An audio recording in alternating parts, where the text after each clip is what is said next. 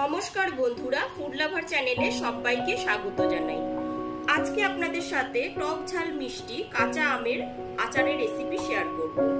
এই সময় কিন্তু প্রচুর পরিমাণে কাঁচা আম পাওয়া যায়। আজকে আমি যে পদ্ধতিতে কাঁচা আমের আচার শেয়ার করব, সেই পদ্ধতিতে একবার বাড়িতে বানিয়ে দেখতে পারেন, যা খেতে কিন্তু খুবই ভালো হবে আর প্রায় অনেক মাস পর্যন্ত সংরক্ষণ করে রাখা যাবে। ভিডিওটি প্রথম থেকে শেষ অবধি দেখার অনুরোধ রইল। তাহলে চলুন ঝটপট রেসিপিটি দেখে নিই। কাঁচা আমের টক ঝাল মিষ্টি আচার বানাবার জন্য এখানে 500 গ্রাম পরিমাণ কাঁচা আম নিয়ে নিয়েছি। প্রথমে আমগুলোকে পরিষ্কার করে জলে ধুয়ে তারপর রেখেছি। এরপর আমের খোসাটা ছাড়িয়ে আটিটা বাদ দিয়ে তারপর লম্বা করে কেটে নেব।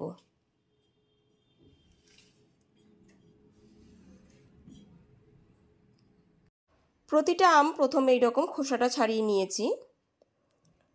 তারপর আমটাকে এইরকম হাফ করে কেটে নিয়েছি। এরপর আমগুলোকে লম্বা করে কেটে নেব। প্রতিটা আমের খোসা ছাড়িয়ে প্রথমে অর্ধেক করে কেটে নিয়েছিলাম, সেটা আগেই দেখালাম। তারপর এরকম লম্বা করে কেটে নিয়েছি। কেটে নেওয়ার পর কিন্তু আমি কোনো রকম আমগুলো ধুইনি। এরপর এতে দিয়ে দিচ্ছি 1 কাপ পরিমাণ চিনি। এখানে 400 গ্রাম চিনি আছে, সেটা দিয়ে দিলাম।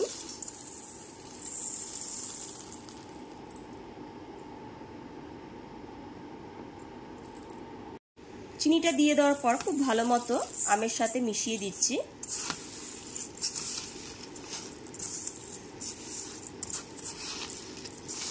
আমের টক অনুযায়ী কিন্তু আপনারা চিনিটা দেবেন। প্রথমে একটু আমটা টেস্ট করে নেবেন যে আমটা কীরকম টক, সেই অনুযায়ী আপনারা চিনিটা অ্যাড করবেন। সমস্ত চিনিটা এখানে খুব ভালো মতো মেশানো হয়ে গেছে। এরপর 1.5 ঘন্টার জন্য ঢেকে রেখে দিলাম। আচারের জন্য একটা স্পেশাল মশলা রেডি করে নেব। তার জন্য নিয়ে নিয়েছি একটা তেজপাতা। তেজপাতাটাকে আমি চিড়ে দিয়েছি। এরপর দিয়ে দিচ্ছি 1 টিস্পুন গোটা ধনে, 1 টিস্পুন পাঁচফোড়ন, 1 টিস্পুন মৌরি, 1 টিস্পুন গোটা জিরে আর 2টো শুকনো লঙ্কা। গ্যাসের ফ্লেমটা একদম লোতে রেখে হালকা করে ভেজে নেব।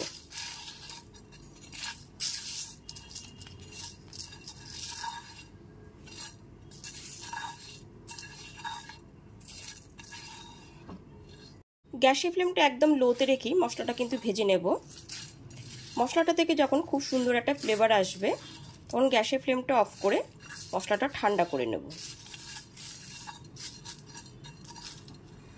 মশলাটা এখানে ভাজা হয়ে গেছে। এবার গ্যাসের ফ্লেমটা অফ করে দিয়েছি। এবার মশলাটা ঠান্ডা করে মিক্সার জারে গুঁড়োটা রেডি করে নেব। ভাজা মশলাটা এখানে গুঁড়ো করে নিয়েছি। ভাজা মশলাটা কিন্তু এখানে মিহি পেস্ট করিনি, এরকম একটুখানি আধ ভাঙা অবস্থাতেই রেখেছি। এবার গ্যাসের উপর একটা কড়াই বসিয়ে দিয়েছি। এবার কড়াইয়ের মধ্যে চিনি সমেত পুরো রসটা ঢেলে দিচ্ছি।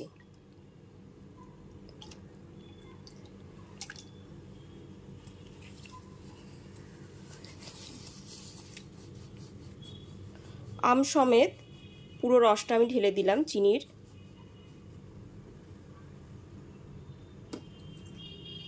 আম সমেত চিনির পুরো রসটা ঢেলে দেওয়ার পর গ্যাসের ফ্লেমটা হাইতে করে দিয়ে 5 থেকে 6 মিনিট ধরে জাল করে নিতে হবে।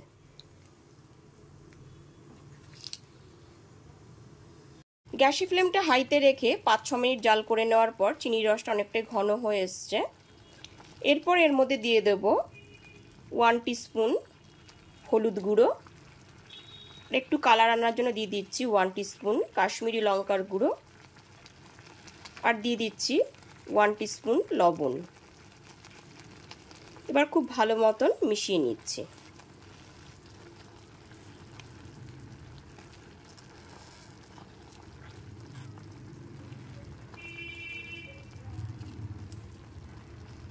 লবণ, হলুদ গুঁড়ো, কাশ্মীরি লঙ্কা গুঁড়োটা খুব ভালো মতো মিশিয়ে নেবার পর গ্যাসের ফ্লেমটা মিডিয়ামে রেখে আরও 5 থেকে 6 মিনিট রসটা খুব ভালো মতো জাল করে নেব।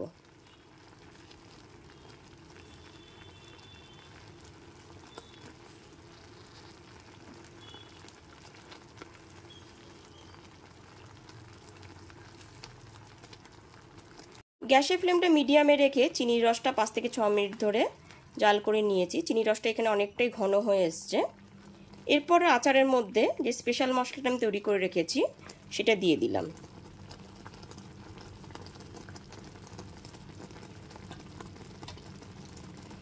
এবার ভাজা মশলাটা খুব ভালো মতো মিশিয়ে দিচ্ছি।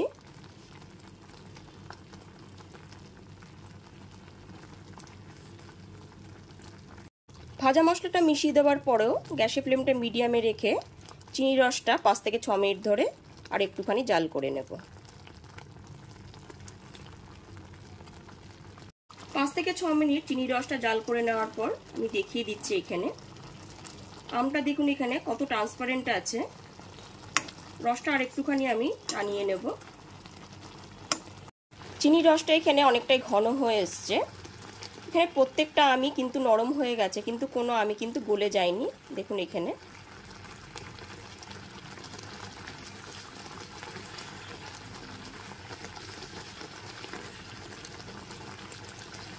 রসটা এখানে অনেকটাই ঘন হয়ে এসছে। গ্যাসের ফ্লেমটা মিডিয়ামে রেখে রসটা এখানে অনেকটাই ঘন হয়ে গেছে আর আমটাও এখানে নরম হয়ে গেছে।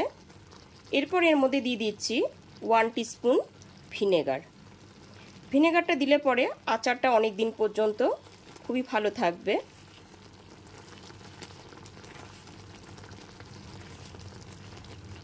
এরপরে গ্যাসের ফ্লেমটা অফ করে ঠান্ডা করে নেব। ভিনেগারটা দিয়ে খুব ভালো মতো মিশিয়ে নেবার পর ঠিক এই পর্যায়ে গ্যাসের ফ্লেমটা অফ করে দিয়ে আচারটা ঠান্ডা করে নেব।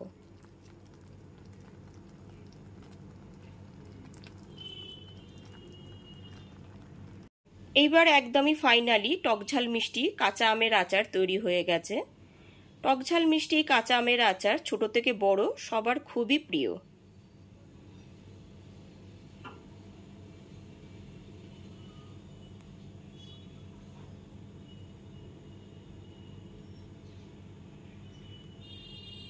তাহলে অবশ্যই কাঁচা আমের টকঝাল মিষ্টি এই আচারের রেসিপিটি একবার হলো বাড়িতে ট্রাই করবেন। আর রেসিপিটি ভালো লাগলে লাইক, কমেন্ট এবং অনেক বেশি বেশি করে শেয়ার করবেন। আর আমার চ্যানেলটা অবশ্যই সাবস্ক্রাইব করে বেল বাটনটা প্রেস করে দেবেন, তাহলে সমস্ত ভিডিও নোটিফিকেশন সবার আগে আপনার কাছেই পৌঁছে যাবে। তাহলে আজ এই পর্যন্তই, আবার হাজির হয়ে যাব নতুন কোনো রেসিপি নিয়ে। সবাই খুব ভালো থাকবেন, সুস্থ থাকবেন। ধন্যবাদ।